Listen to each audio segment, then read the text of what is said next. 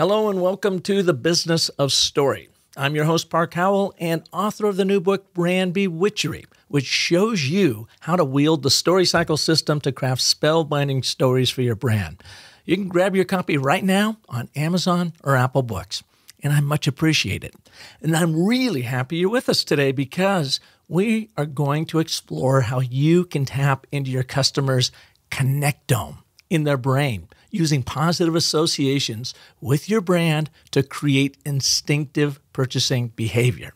I know, sounds pretty crazy, but believe me, the science is really super cool, and the outcomes for your brand could be even more astonishing. But first, my story marketing moment for you.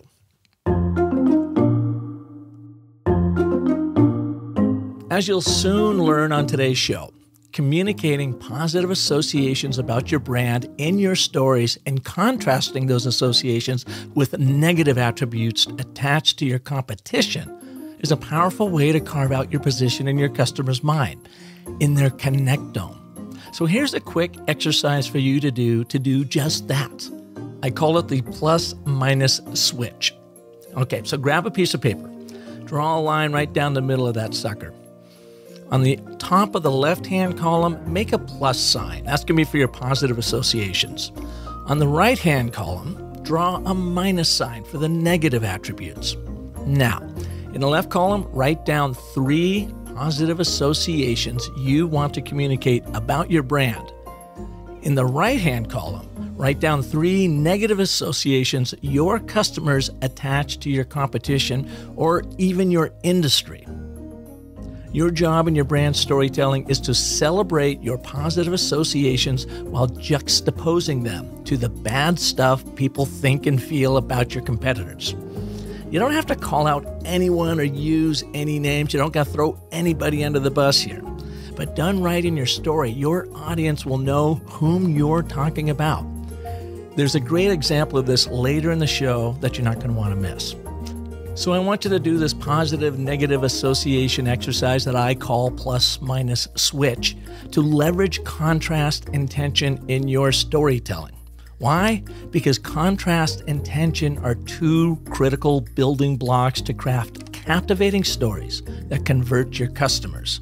This plus-minus switch is especially effective when working through Chapter 5 of the Story Cycle System in my book, which I call Villains, Fog, and Crevasses. It's important to understand and embrace these negative forces your brand is battling in the marketplace and use their oppositional energy to your benefit to grow your brand and your people. So do the plus-minus switch exercise and see how it creates the contrast and tension you need to carve out your brand's place in your customer's Connectome, which you're just about ready to learn about from our guest, Leslie Zane. A brand takes root in your brain and it grows from a sapling into a full-grown tree. And what makes it grow is positive associations. The moment at which your brand has a canopy that's larger than the canopy of another tree and more positive, so larger and more positive, it will eclipse, overshadow that other tree, and it will become your go-to. Leslie Zane was known by her business schoolmates as Miss Question due to her endless intellectual curiosity, which fueled her search for the elusive key to changing customer behavior. She began her journey at blue-chip companies like Johnson & Johnson and then struck out on her own to found Triggers, the first woman-owned brand consultancy with the express mission of increasing top-line revenue for her clients consistently. And that is the key, consistently. Over the past 25 years, the company has developed a track record of accelerating growth through its unique expertise in changing brand preference at the instinctual level in something they call the brand Connectome. Leslie received her BA from Yale University and her MBA from Harvard Business School. A TEDx speaker, she's been published in Harvard Business Review, Knowledge at Wharton, MIT, Sloan Review, Forbes, Ad Age, CMO.com, Barron's, Newsweek, Media Post, Scientific American, and many more. Today, we'll explore the brand Connectome. What is it and why it's crucial for your business to claim as much real estate in your customers' Connectome as possible. How to claim your mind share by using positive associations in your brand storytelling. The importance of co-creating your stories with your customers using their fantasies about you. And we have a surprise insight at the end of the show. And I mean the very end of the show. So please stick around for that. Wait for the music to tail off, and then you'll hear it. So now let's start our show with our good friend, Leslie Zane of Triggers. I am absolutely fascinated by your work. Thank you. That's so sweet. I'm so excited to be on your podcast. I don't even mean to be sweet. I mean, it's really interesting stuff. And you were doing this long before Kahneman was doing his thing. Yeah. That is what is, to me, really exciting. It's like we were practitioners. You know, there are a lot of scientists and university professors. We were practitioners. We had to figure stuff out to help our clients. So we landed in that same space just because we were hell-bent on getting results for our clients. And when you follow brain science, you get results. How did you come across this, though? Was it kind of an aha, eye-opening thing, or was it something that you intuitively just felt? I intuitively felt it. I always had very good instincts about consumer, dynamics and consumers' instincts. And then there's the Johnson & Johnson story, which was proof positive, because when we put the first father in a TV ad, and the story if you watched the TED Talk, products just started flying off the shelf. So I knew that what I had discovered was something that the research had never picked up at the company.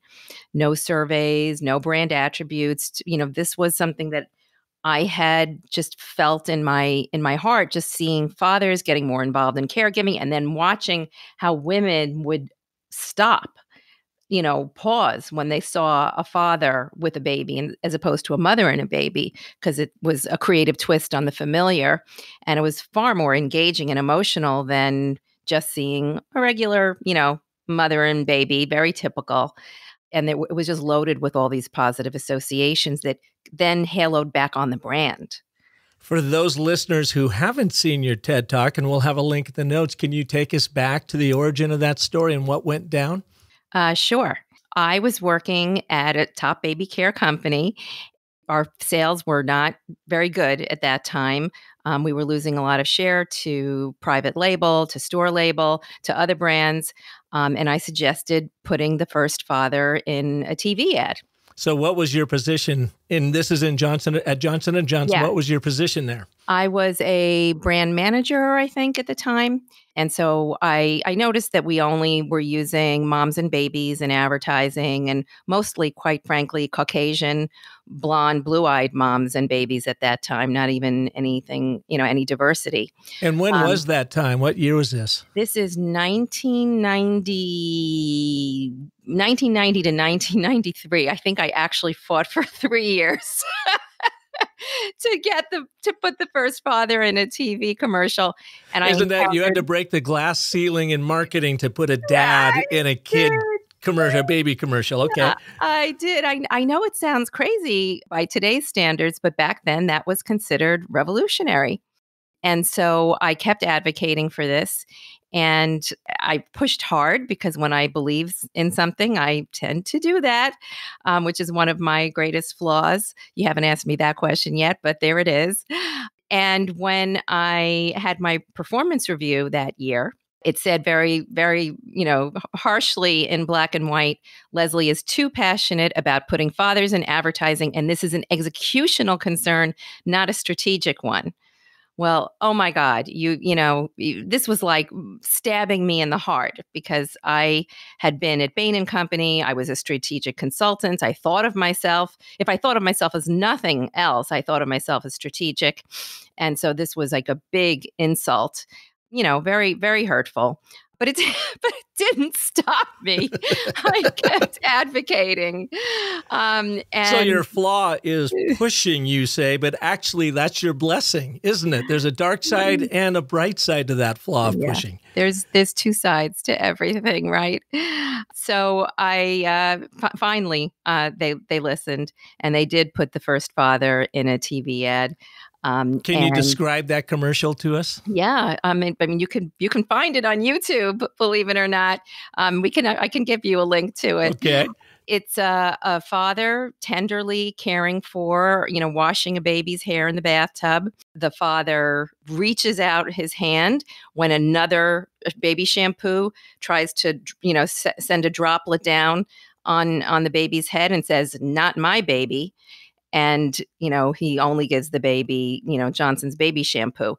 To be fair, there was a very strong functional claim that the company had come up with at the same time as well, which was as gentle on the eyes as pure water.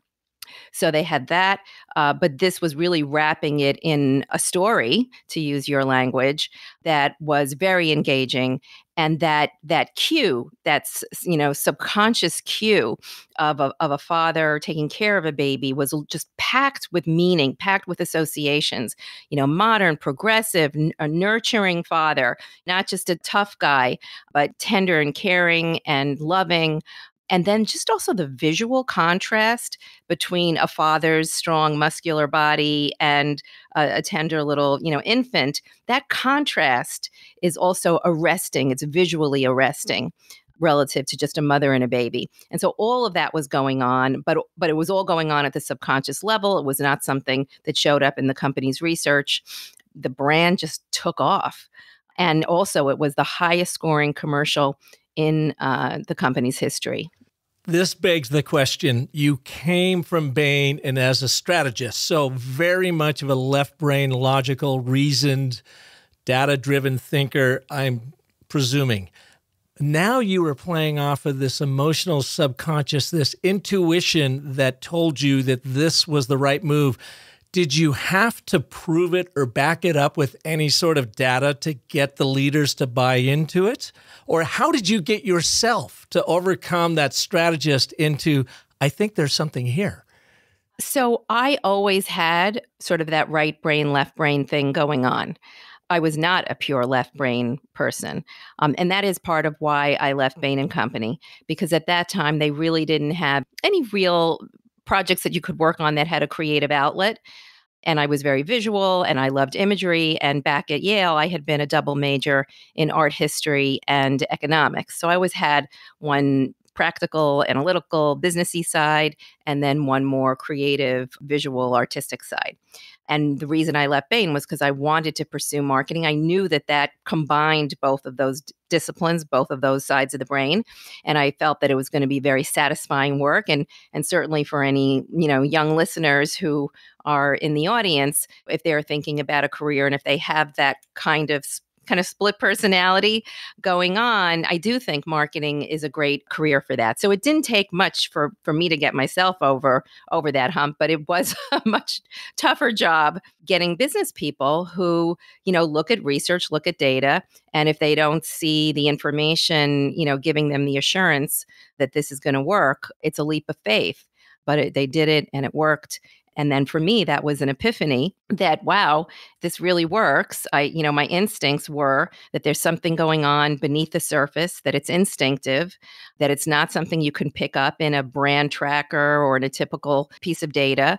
And then I went off in 1995 to start my own company, pretty much founded on the whole idea of pursuing consumers' instincts. And that's the company you have today called Triggers.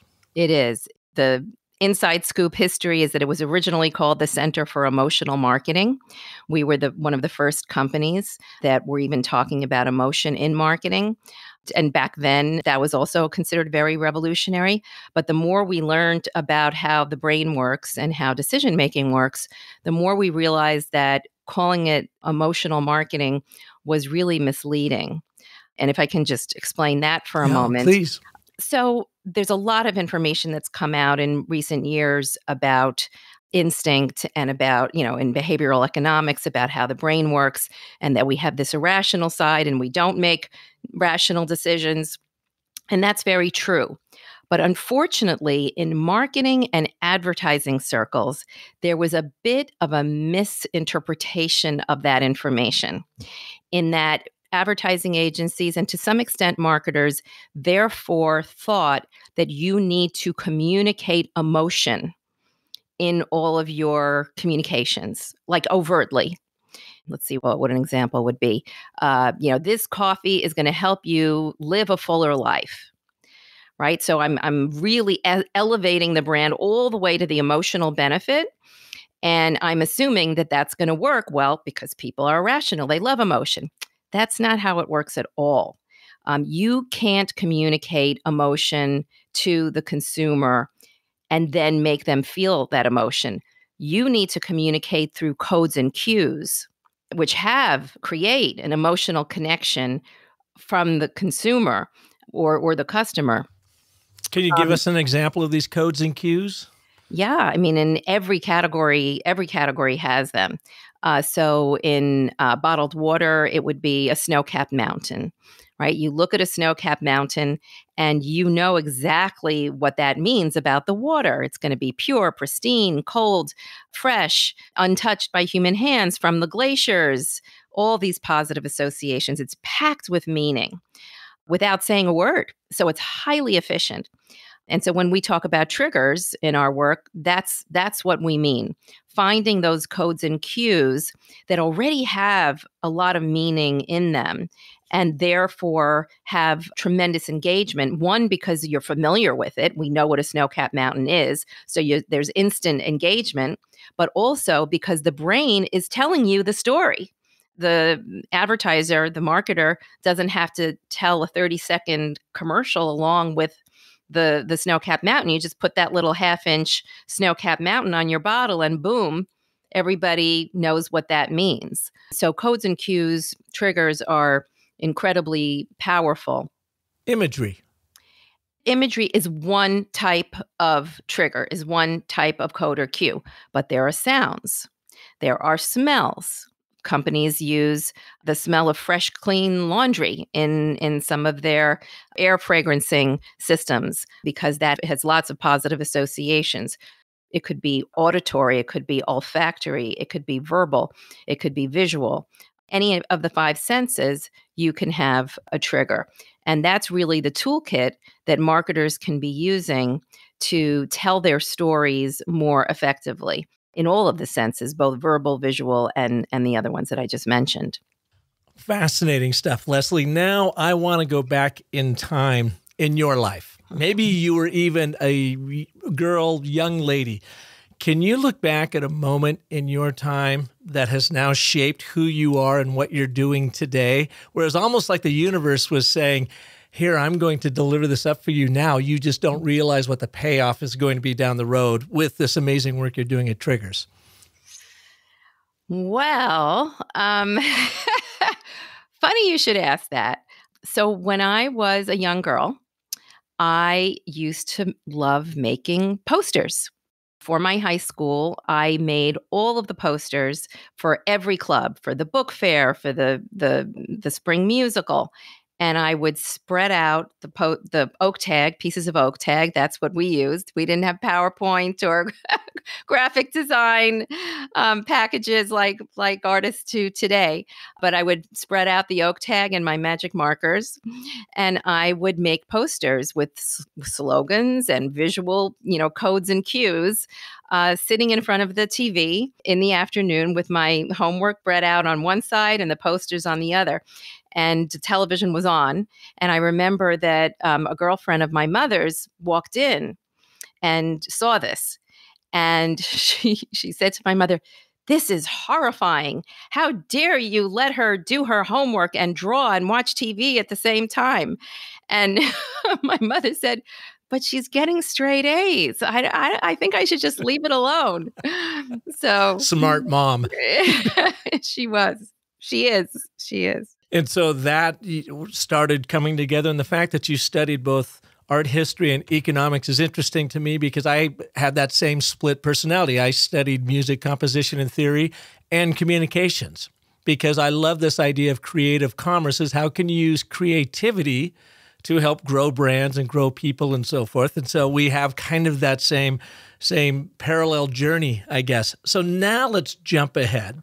You did this first dad in a commercial with a baby for Johnson's baby shampoo, and it led to launching your ad agency, your brand consultancy Triggers.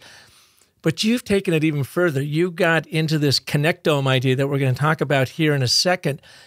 But my big question is, coming off of that success of that baby shampoo commercial with the dad in it, did you have an aha moment that then said, Leslie, I have to dig deeper into this to truly understand why this works so well? Because it sounded like you were really led with your intuition. Now it was a matter of bringing your intellect into it to make those two worlds, that intersection of, oh, this is why it works. Yeah, absolutely. So from the beginning, in 1995, when we started the company, we created a process. I knew I needed to processize marketing. In other words, I needed to deconstruct the process of developing communications into its component pieces in order to understand what was really going on. And so we started doing that right away. And I designed the process based on the gaps that I had seen inside brand management. And so the process was working very well right away. But I didn't really know why it was working so well because we preceded all of the brain science that came out several years later. So we had the process, we were practitioners doing the process, and it was working for our clients. We were driving growth. We were moving the needle much faster than anything they had seen before, but we didn't exactly know why. So I pulled together a whole bunch of scientists, behavioral economists, anthropologists, neuroscientists, and psychologists, and I trapped them in a room. And I said, look, this is what is happening, here in our business, but we don't exactly know why. Can you help me piece it together?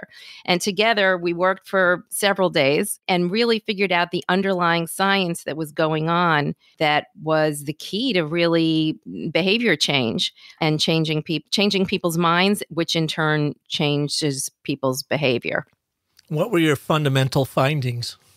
The fundamental findings are that there are really two things that make brands grow.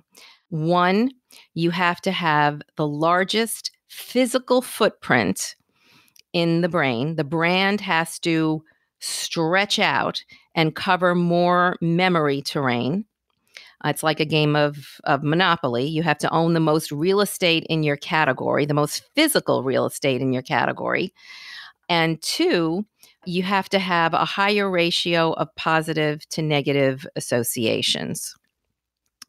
And the combination of both of those things, having more physical real estate in the brain in terms of people's memories, which makes your brand just larger and more salient, is what makes it the go-to, as long as it's also more positive. It's larger and more positive, not larger and negative. The combination of those two things is what we identified as kind of the key to growing brands more rapidly than it would normally take. Then can you tell us a little bit about this brand Connectome? Where'd that word come from and what is it?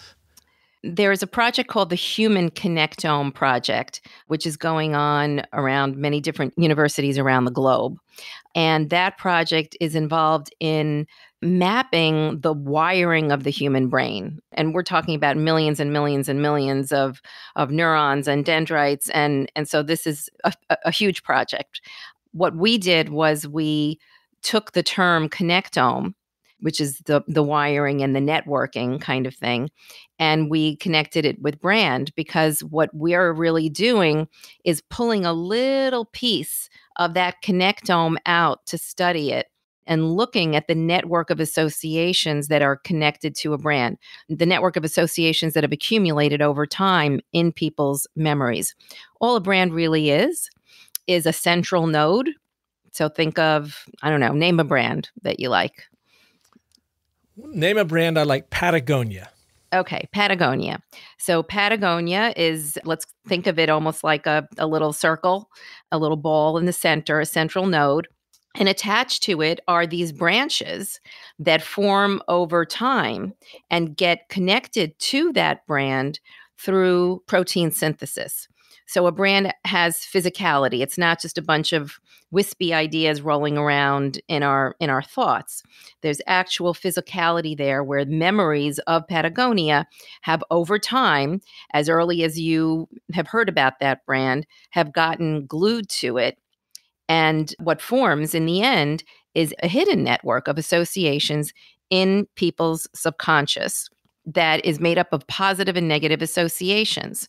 And if that is your go-to brand, the one that you buy, with a lot of frequency, and you buy it over and over again without thinking, and you wouldn't think about you wouldn't consider any other outdoor brand, then most likely Patagonia has a large, robust brand connectome in your mind, and it also has a high ratio of positive to negative associations. So is it like Patagonia, and I think you use the tree analogy in your work too, is like the trunk, the base of the tree as the brand, and then the roots that reach out are these nodes that you're talking about. Even the limbs and the leaves that reach out are the expression of that consumer sentiment around the brand. Do I have that right? We could think of the metaphor any way we want. The way I think about it is that a brand takes root in your brain and it grows from a sapling into a full-grown tree. And what makes it grow is positive associations. The positive associations are the soil, the water, and the sun that the tree needs to grow. So the more positive associations I add to that little plant as it's trying to grow and make its way and into prominence in your mind, the more the tree grows, and ultimately it turns into a full-grown tree, hopefully. The moment at which your brand has a canopy that's larger than the canopy of another tree, another brand connectome, and more positive, so larger and more positive, it will eclipse, overshadow that other tree, and it will become your go-to. You ran with that analogy beautifully. Thank you for saving me on that. It's all good. It's all good. So let's first, I'm going to save that question. You talk about Dollar Shave Club, and they were that disruptor brand that came in and really knocked the socks off the likes of Gillette. Can you talk a little bit about that case study and why did that happen? Yeah, sure. So, one of the things that people often ask me is, well, how does a little brand do this? How does a small company do this? How do we do what the big guys have done? And what I explain is that actually being a small brand, you need this more than ever, right? Because you need to get some kind of competitive advantage when you're going up against a company that has a large amount of resources. But I love the Dollar Shave Club example because they didn't have a lot of resources. They just kind of came out of nowhere with this video that ultimately went viral that was developed by the CEO. Hi, I'm Mike, founder of DollarShaveClub.com. What is DollarShaveClub.com? Well, for $1 a month, we send high-quality razors right to your door. In that 1-minute video, they just jammed all these positive associations about Dollar Shave Club into your head, like boom, boom, boom, boom, boom, one after another. Each razor has stainless steel blades, an aloe vera lubricating strip, and a pivot head. It's so gentle a toddler could use it. And do you like spending $20 a month on brand name razors? 19 go to Roger Federer. I'm good at tennis. It's practical, it's low cost, it's the one your grandfather used. And do you think your razor needs a vibrating handle, a flashlight, a back scratcher, and 10 blades? Your handsome-ass grandfather had 1 blade and polio. Looking good, pop up! It's made in a very simple warehouse. We don't have fancy offices. And by contrast, they also tell you, stop paying for shave tech you don't need. And stop forgetting to buy your blades every month. Alejandro and I are going to ship them right to you. We're employing, immigrants. We're doing all of these amazing things. We're not just selling razors. We're also making new jobs. Alejandro, what were you doing last month? Not working. What are you doing now? Working. I'm no Vanderbilt, but this train makes hay. Literally in 60 seconds, they gave a lot of positive associations to Dollar Shave Club, and they gave a lot of negative associations to their large dominant competitor. So stop forgetting to buy your blades every month and start deciding where you're going to stack all those dollar bills I'm saving you. We are DollarShaveClub.com, and the party is on. And by going up against that giant competitor, a ton of volume came over to them. So they weren't afraid. They didn't attack a small guy. They attacked a big guy. And, it was like David versus Goliath. They knocked the giant down.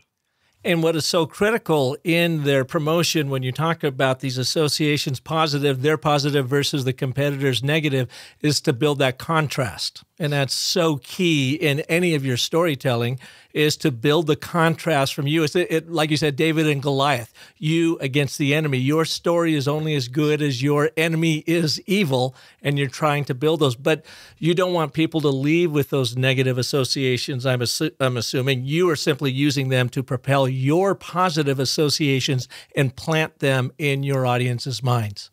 Absolutely. And I love what you just said, because I have to tell you that if you asked a consumer in advance to weigh in on that, video, what did they think about this story that we just told, telling all the positive things about Dollar Shave Club and all the negative things about the other razor brands, which we all know that's, Gillette and Schick.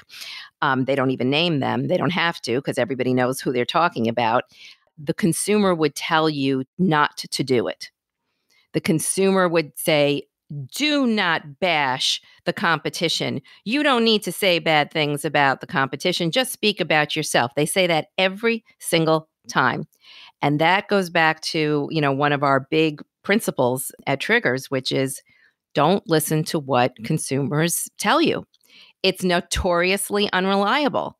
The only thing you really can trust is what consumers show you from inside their memories, which is why so much of the work that we do is projective and memory elicitation, because you literally cannot trust a thing a consumer says. So you don't do focus groups. No. Thank God. I loved you before. I love you even more now, Leslie. There's so many, can't we test this logo? Can't we show a bunch of this? And every time we've done that, because the client made us, it blew up. It always led us down the wrong direction, where we intuitively knew what we needed to do.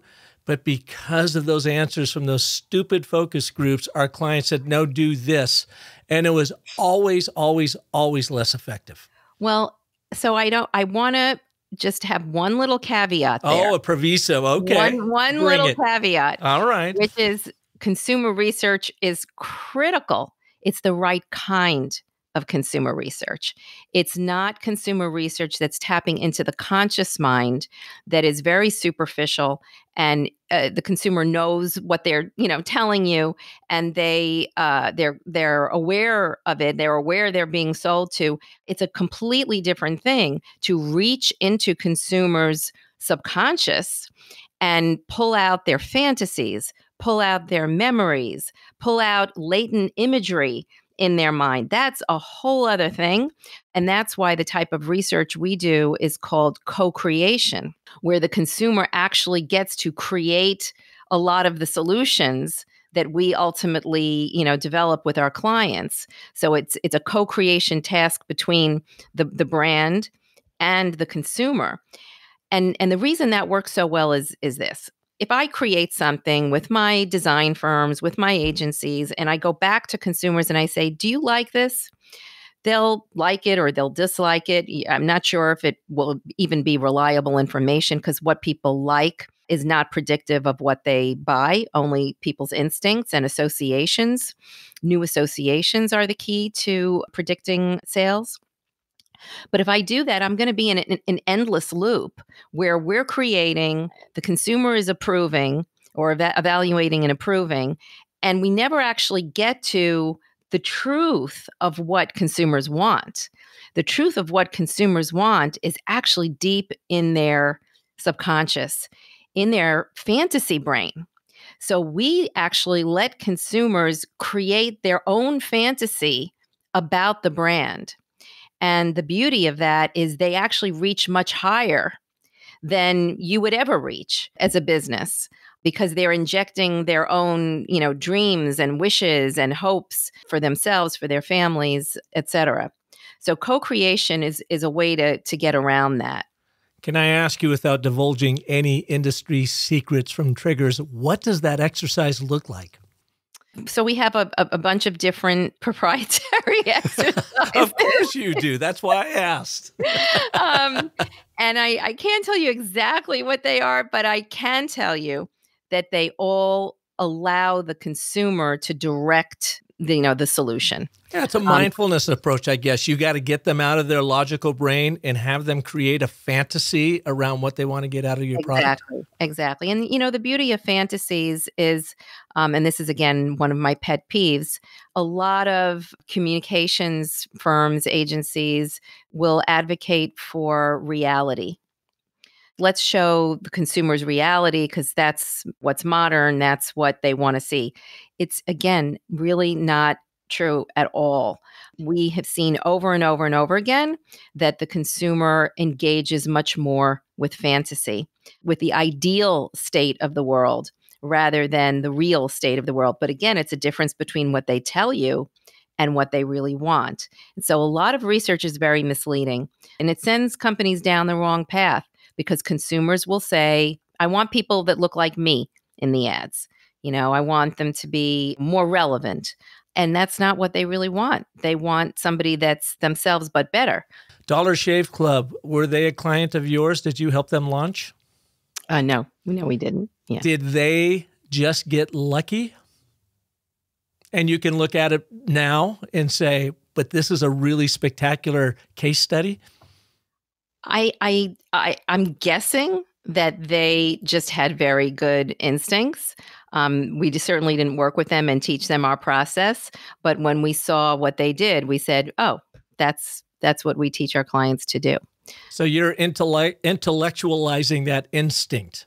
Just like you asked yourself, why did it work? Or you brought in all of these neuroscientists and sociologists to sit down, and I imagine at your expense of time and money, to say it's not just enough that we're onto something and it's working here. We want to know why it works. Yeah, no, absolutely. Clients want a process. People who are in the audience, if they're working on their own businesses, a process is really important. It's important for the client to give them confidence. It's important for you to be able to deliver a repeatable expertise and keep perfecting it. And so you kind of know what you're doing and you make it better and better and better. I think a process is critical. So in a way, what Dollar Shave Club figured out by accident, I guess we could say, although I'm sure they're very, very smart over there. So I don't want to not at all. Like I'm criticizing them at all. And there's a lot of brilliant minds in advertising and marketing that are running off of instinct and intuition, and they just know it when it works, like in your art history. Why do some artists become just unbelievably famous and others don't? And they're probably equally qualified and equally as good, so they're playing off of their intuition and instinct to create that art. But some have that sense of branding and marketing and getting out there better than others. I agree. Yeah. So we have the process that that does what Dollar Shave Club did instinctively. I'd say. Leslie, it reminded me of when we were doing some work in my agency back in about 2004. And it was for Goodwill of Central Arizona, and we were doing 30-second TV commercials for their thrift stores out here, and they've been growing, and we were having a lot of success with them. And we were patting ourselves on the back because we're like, man, this is really working. But by God, I could not tell you why it was working. And then we came up with a new campaign, and we had 2 TV spots that came out. One of them polled exceptionally well. And the other one, which we love just as much as the first one, like they're our kids, didn't pull at all, didn't work, bubkiss. And the client asked me, why does this one work and that one doesn't? And I didn't know. I go, I have no idea. I'm sure I made something up at the point, but I took in the back of my mind. And then when I really started studying story and structure and why that worked, I realized that very first commercial was perfect story structure. We intuitively let it flow, and it worked beautifully, and that's why it worked. The other one was just a creative whatever. We were so proud of our creativity, and we threw it out there, but it didn't resonate, and it didn't connect. And that was one of the real big impetuses for me to start studying story, and kind of like what you did, is to understand what is the structure and how does it work, why does it work, and can we be more confident that it's going to work every time? So moving from that intuitive storyteller to that intentional one.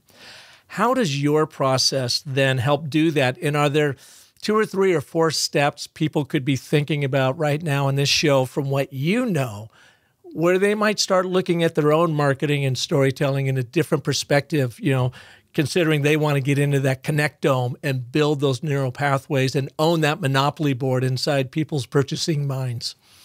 Yeah, sure.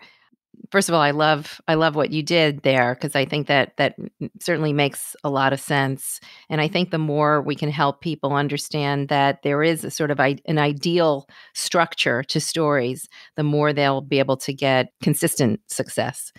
I have a couple of tips. The first is to start with an insight. And the insight really should be something that gets an instant head nod from the audience, from the consumer. This is true whether you are a B2C company or a B2B company, or even if you're in healthcare and you're marketing to healthcare providers like doctors. Finding a shared insight that everybody would nod along to is super important. Is that like a behavioral insight on how your customer is thinking or doing, or what is that insight? It could be really any kind of insight, but it has to be an insight. And and for us to call it a good insight, it has to have some tension. Can you give us an example of one, maybe? Sure. Yeah. You shouldn't have to choose between style and comfort. Let's say you're in the clothing business or in the jeans business. That would be a very relevant, insight. So it starts with something that everybody would say, yeah, that's true. I shouldn't have to choose between style and comfort. And then, but the tension that is inherent in that statement is an opening, a door opener for the brand to step in and deliver against. So you choose your insights very intentionally because they're going to set up your brand to be the hero of that story. Very often companies don't know which insight to go with because they have a lot of choices, but it has to be a useful insight, an insight that the brand can deliver against. And you covered 2 really important aspects of storytelling here when you first talked about contrast earlier in the show, and now tension. Because without tension, you don't really have a story. You don't have a problem that is going to hopefully lead to a solution that the brand can be there for, or building that cognitive dissonance in your audience's mind so that they're asking the question, well, how does this resolve? What do I do next? How can you help me get there? Exactly. Yep. No, that's exactly right. And then the other big one I would say is the combination of functional and emotional. When we've done testing of different stories and different concepts, we find that the ones that are functional only don't test that well, and the ones that are emotional only also don't test very well. That, based on what I said earlier, can't make somebody feel. They can only feel based on cues and codes. But what works the best is a combination of functional and emotional, but not really being very overt about feelings, letting the consumer own the feelings, letting the consumer own the takeaway. So an example of that would be with Snickers. My favorite candy bar, by the way. Thank you go. There you go. I think it's a lot of people's favorite. Yes. So many years ago, Snickers was just Snickers Satisfies. It was just all about hunger satisfaction, which was purely functional. And then I suppose you could say, things about achieving, but based on, eating a Snickers would be purely emotional. But what our work came up with was Snickers stops hunger from stopping you. And so what's going on there is you're linking the functional benefit to the consumer benefit. I don't know if you'd call that emotional or not. The takeaway, again, is going to be what the consumer feels. That's integrated benefit, functional and emotional, is really what drove the brand. So your work helped guide, it sounds like, one of my favorite commercials over the last decade, when the old guy is in the end zone and he's painting the end zone for the football team, and instead of painting chiefs, he paints chefs. And then the Snicker bar comes in and says, "Don't let hunger stop you. We keep hunger from stopping you." And he goes walking aloft, grumbling. I laughed so hard the very first time I saw that. And I go, I love that spot. Well, so the beauty of really thinking through both the functional and the consumer benefit or the emotional benefit of things is that it gets you to a much more important place for the consumer. The insight that we had learned about in the Snickers work was that people really are impacted by hunger. It really does get in the way of what they're trying to do. It doesn't enable them to perform, keep going, do their jobs, get the touchdown in the Betty White commercial. Yeah. When you take it further beyond just the functional benefit, you start to really understand what it means to the consumer, the role that it plays in their lives. But I still have a hard time positioning Snickers in my mind as a food that is going to, it is going to curb my hunger, but that's not why I eat a Snickers. I love that sugar and that chocolate and that nougaty richness. I mean, is it a stretch to say that it's a food to stop your hunger when it seems like it's that, sugar rush that you're really going for? Yeah, I hear what you're saying. I think the opportunity for Snickers was because it was a more substantive candy bar. It's a solid candy bar. It's not just a bunch of nougat, and it's not just completely empty calories. It really did have a point of difference, and people felt that as a snack, it really did, help their hunger more than other candy bars. If you're going to position it against a Three Musketeer, for instance, like or Hershey's, or just a plain chocolate bar, and that really was the idea, to claim an area that no other candy bar was in. All right, I'm going to go out on a limb here, Leslie. I hope you will pull me back in. These commercials that drive me crazy are the ones, and they're trying to solicit funds to pay for all of these abused animals and dogs. And they come on with this tear-jerking music for, it seems like 90 minutes. It may as well be 90 hours. And it's just one image after another after another. And I know it's a horrible thing, but to me, it feels extraordinarily manipulative versus empowering me to do something. Would you agree with that? Or am I totally missing the mark and I'm not their customer?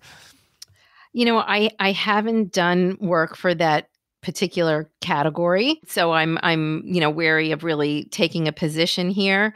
But I'm sure there's probably a more optimal way to go about it than what they're doing, because if it's making you feel that way, I'm imagining that probably other people feel the same way you do. For an area that's super important to get people to contribute to good causes, there probably is a better way to go about it that would make you feel more part of it rather than just being guilted into something. Yeah. Do you have in your work, for lack of a better term, a manipulation meter that you said, we only want to push it so far because it could fall on that side of being manipulative, and your audience might not even know why? You are so powerfully connecting with that subconscious that something tells them it's amiss. We actually don't find that we encountered that issue with our work, because so much of what we are creating comes from consumers' own brains. We don't really have that issue. I think it's a risk. And I think companies need to be very aware of that because consumers are skeptical creatures. They see you coming, they know when they're being sold to. And so, because we are leveraging what already exists in people's minds and we're working with them to create the solution, we don't come up against that. So, the last question I have for you to kind of round out this episode is that your position on this idea that a brand shouldn't maybe stand for one thing.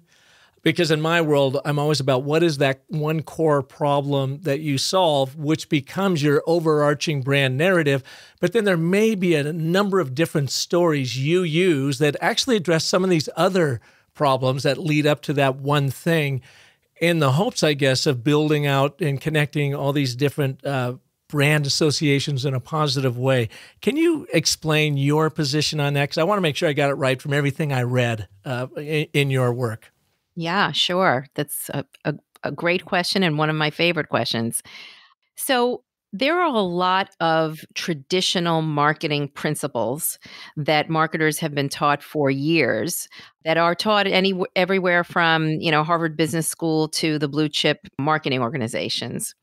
We have about 15 rules that we have overturned one by one because they actually are a recipe for stagnation as opposed to a recipe for growth. But one of those 15 rules is that your brand can only stand for one thing. Volvo can only equal safety. The issue with that is, I just told you at the beginning of the show that the brand Connectome, that is the go-to brand in people's minds, is the one that has the most associations, is the most robust, has thousands and thousands of branches that reach out and cover more of their memory terrain.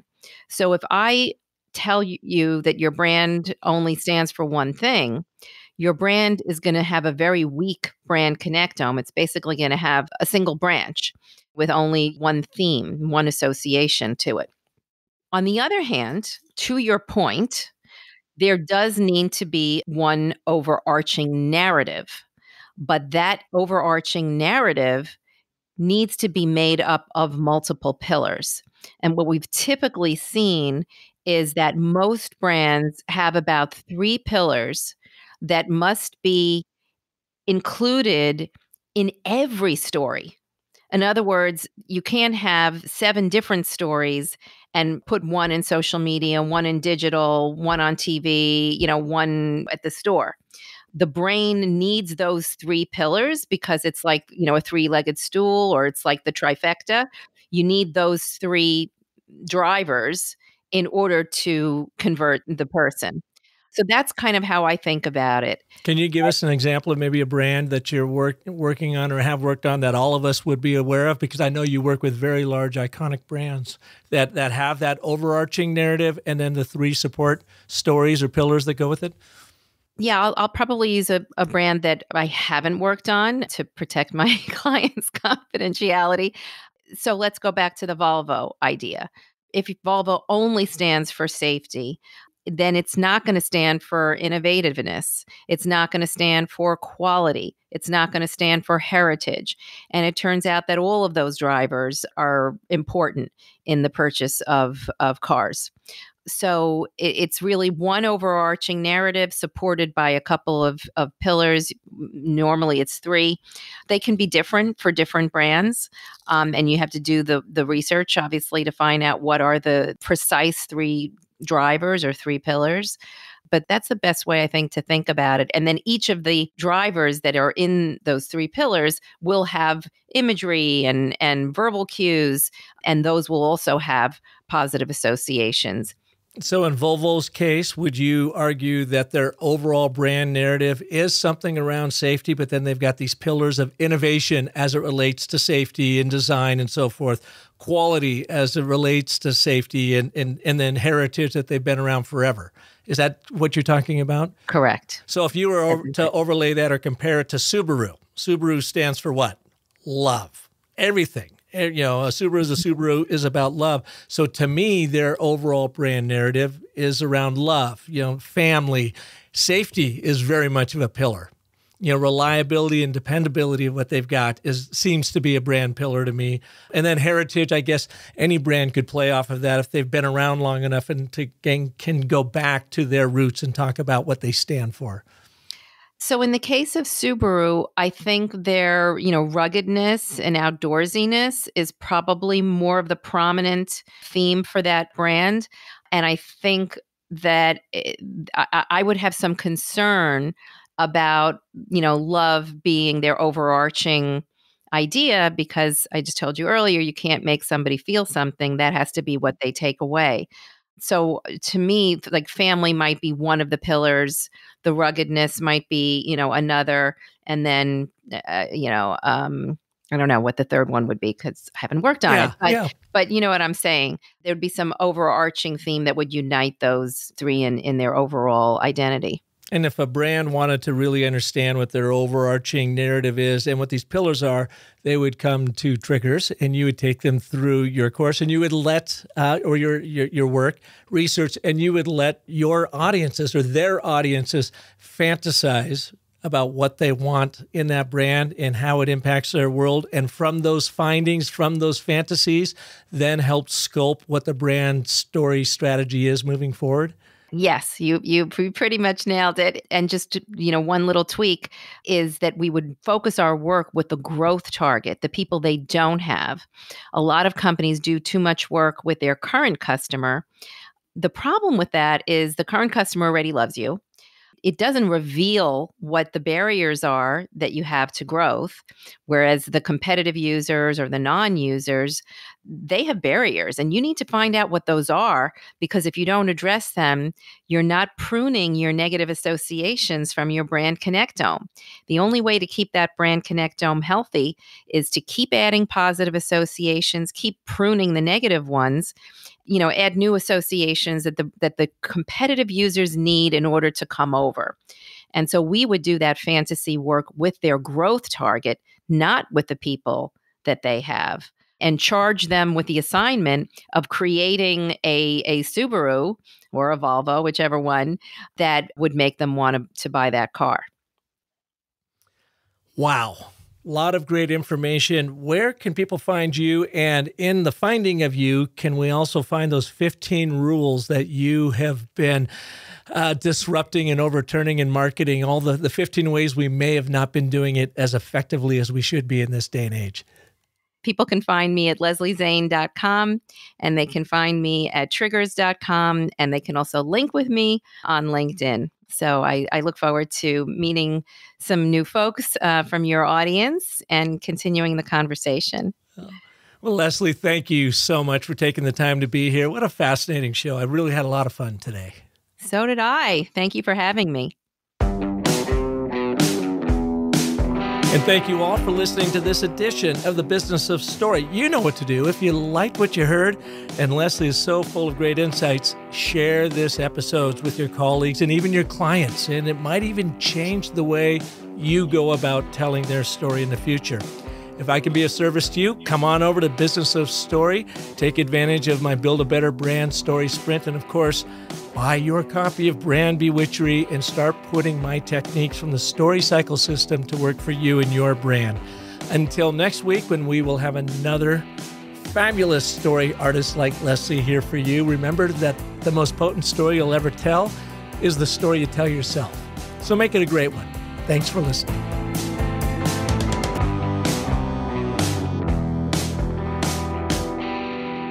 All right, now I've got a question for you.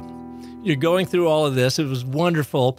I had put out an email the other day, and I posted on LinkedIn too, which actually got a lot of traction, but I realized in talking to you, I was very much leading from negative associations. And now I'm wondering if I shouldn't have done that. Although I will got to tell you, it got all kinds of response.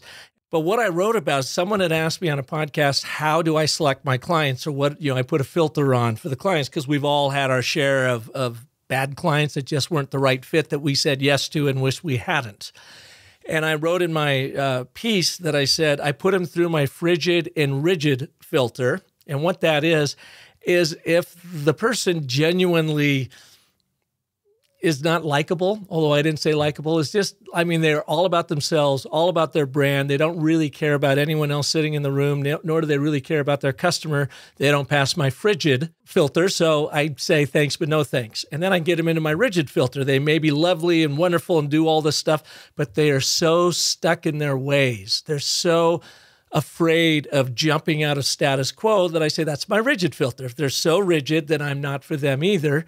Those are two very negative associations, but I try to deliver it in a fun way. And after 35 years of doing this, those are the two prompts that I look for. So now, in your world, was I wrong in talking about negative associations versus looking for what I would turn that around to saying the warm and fuzzy? Meaning the warm, people genuine, you want to be around them, you know they're going to be fun to work with and they're going to be appreciative of what you do. And they're fuzzy because they're unclear on where they're going and they just want to find that clarity as quickly as possible.